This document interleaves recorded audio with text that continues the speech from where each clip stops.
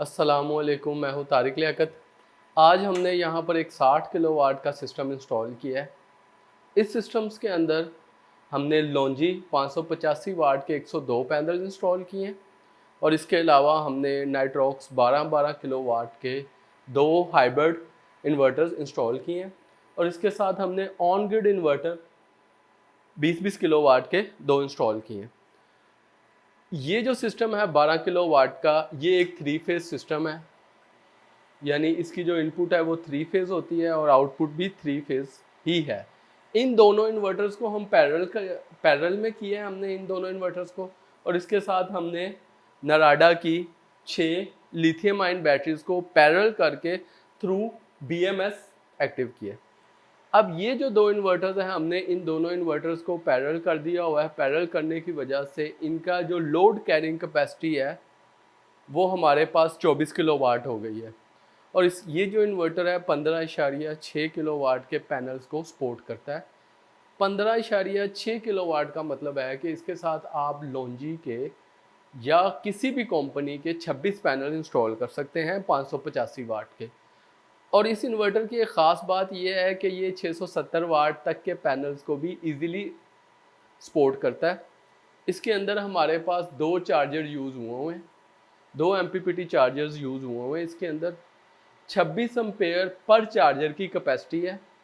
इन्होंने इस सिस्टम को थोड़ा सा अपग्रेड किया है और इसके अंदर हमने 13 पैनल्स की 2 स्ट्रिंग बनाकर इंस्टॉल की हैं। 26 एम्पेयर का मतलब है कि आप इसके ऊपर एक स्ट्रिंग के ऊपर आप इसकी एक स्ट्रिंग के ऊपर 8 पैनल्स की भी 2 सीरीज लगा सकते हैं और उन्हें ऊपर पैरेलल करके या नीचे पैरेलल करके ला सकते हैं। यानी इस 2 MPPT चार्ज कंट्रोलर का मतलब यह है कि आप इसके साथ 4 सोलर पैनल्स की स्ट्रिंग लगा सकते हैं, लेकिन उन 2 स्ट्रिंग्स को पैरेलल करना है और 2 को पैरेलल करना है। अब इस इन्वर्टर की जो VDC रेंज है वो हमारे पास 600 वोल्ट है, 650 वोल्ट है और 800 वोल्ट तक की VDC रेंज को ये सपोर्ट करता है। लेकिन अगर आप इसे 650 की VDC में रखेंगे तो ये आपको जो है एफिशिएंट रिजल्ट देगा। जैसा कि आप देख सकते हैं कि हमने इस वक्त इसको 620 वोल्ट के ऊपर रखा हुआ है। दोनों स्ट्रिंग्स को 13 की 2 पैनल 13 की 2 पैनल्स की स्ट्रिंग्स के ज़रिए हम इसके साथ हमने 15.6 किलोवाट का पैनल इंस्टॉल किए हैं। इसी तरह इसके साथ भी 15.6 किलोवाट के लॉन्जी 585 वाट के पैनल इंस्टॉल किए हैं। 26 पैनल इसके साथ इंस्टॉल किए हैं, 26 पैनल इसके साथ इंस्टॉल किए हैं। ये 52 पैनल्स हमने इन 2 इन्वर्टर्स के साथ इंस्टॉल किए। इसके बाद अगर हम ऑन ग्रिड सिस्टम पे जाएं तो वो जो उस सिस्टम्स के साथ हमने बाकी जो हमारे 50 पैनल बच जाते हैं वो पैनल हमने इंस्टॉल किए हैं। 25 पैनल हमने उसके साथ इंस्टॉल किए और 25 पैनल हमने उसके साथ इंस्टॉल किए। 3 स्ट्रिंग इसके साथ यूज़ की हैं उन पैनल्स की और 2 स्ट्रिंग उसके साथ। वो 1000 वोल्ट VDC रेंज में इन्वर्टर अवेलेबल है इन्वरएक्स का। इस इन्वर्टर को उन्होंने थोड़ा सा अपग्रेड किया और इसके अंदर इनकी पहले 4 स्ट्रिंग्स आती थी नीचे, लेकिन उन्होंने इसके एम्पेयर्स को बढ़ा दिया हुआ है और स्ट्रिंग्स की क्वांटिटी को कम कर दिया। इसका मतलब है कि आप इसके साथ हाई वोल्टेज की स्ट्रिंग्स को लगा सकते हैं।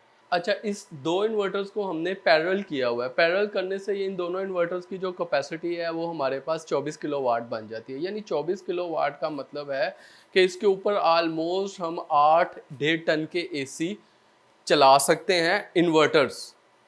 तो इन दोनों सिस्टम्स की जो आउटपुट है इसको हमने कॉमन एक ही बस बार के ज़रिए लेकर गए हैं। वो बस बार हम आपको दिखाएंगे।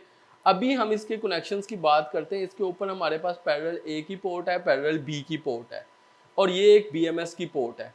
तो इस पे हमने क्या किया है, पैरेलल RJ45 की एक केबल को पैरेलल B में कनेक्ट किया है। ये देख सकते हैं आप, पैरेलल B में कनेक्ट किया हुआ है और ये हमारे पास मास्टर इन्वर्टर है। इसी तरह इस केबल को हम लेकर गए हैं और हमने सेम दूसरी पोर्ट के साथ कनेक्ट किया हुआ है। Inverter 1, inverter 2।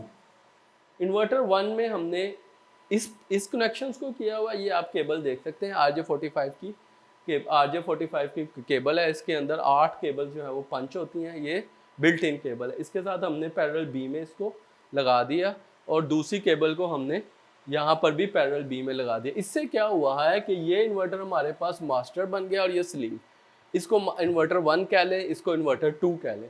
अब इसकी अगर हम सेटिंग्स में जाएं तो सेटिंग में जाके हमने क्या चेक करना है, सेटिंग में जाकर हमने इसके एडवांस फंक्शन में जाना है। एडवांस फंक्शन में जाने के बाद डिस्प्ले के ऊपर डाउन एरो का बटन प्रेस करना है और आप देख सकते हैं ये मास्टर इन्वर्टर है जिसे 01 भी कहते हैं। पैरेलल को सिलेक्ट किया है, मास्टर को सिलेक्ट किया और मूड बस 01 को सिलेक्ट किया।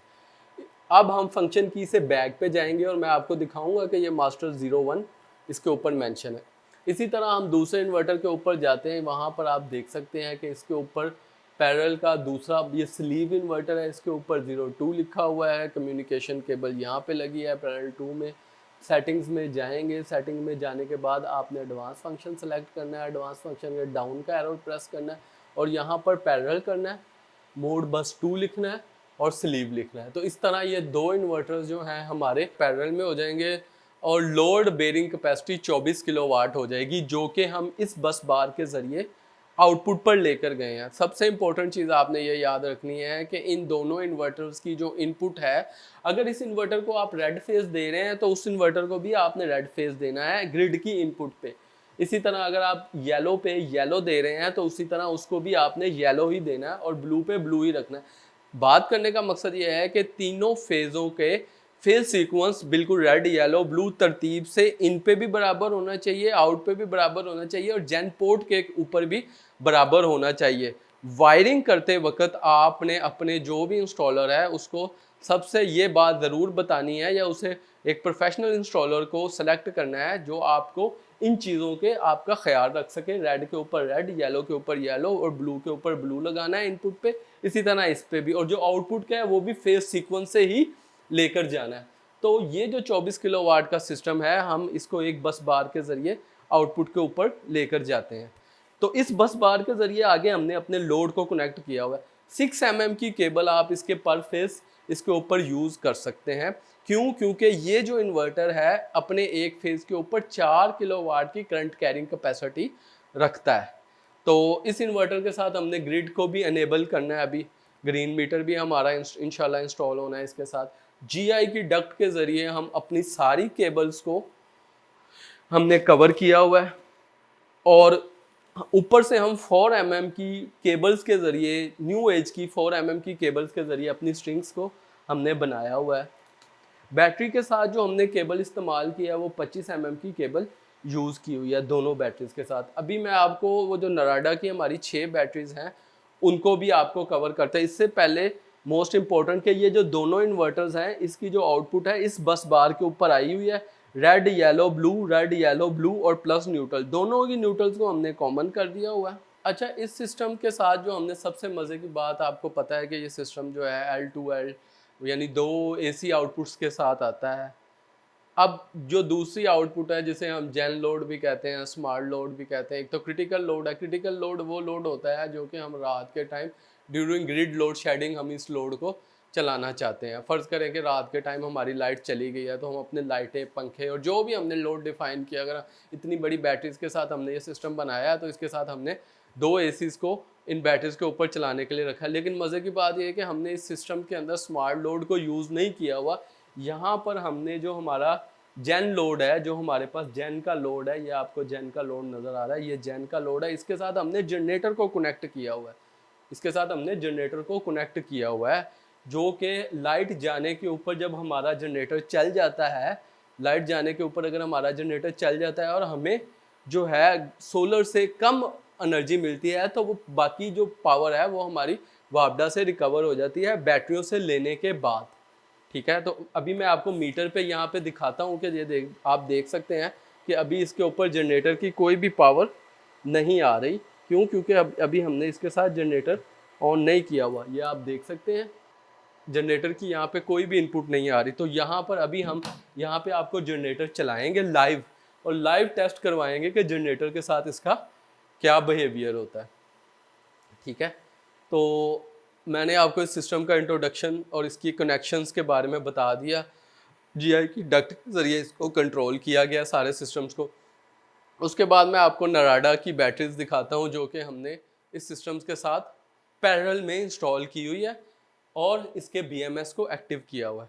तो अभी हम नराडा की बैटरीज पे चलते हैं और आपको कनेक्शंस दिखाते हैं कि इन बैटरीज को कैसे पैरेलल किया जाता है। अच्छा, ये हमारे पास नराडा का एक मॉडल है 5.1 2NESCR 100। 5.1 जो है वो 48 वोल्ट में है ये बैटरी, और 5.1 किलोवाट की ये एक बैटरी है। इन 6 की 6 बैटरीज को, नराडा की बैटरीज को हमने पैरेलल करके इस इन्वर्टर्स के साथ लगाया हुआ है, इन दोनों हाइब्रिड इन्वर्टर्स के साथ लगाया हुआ है।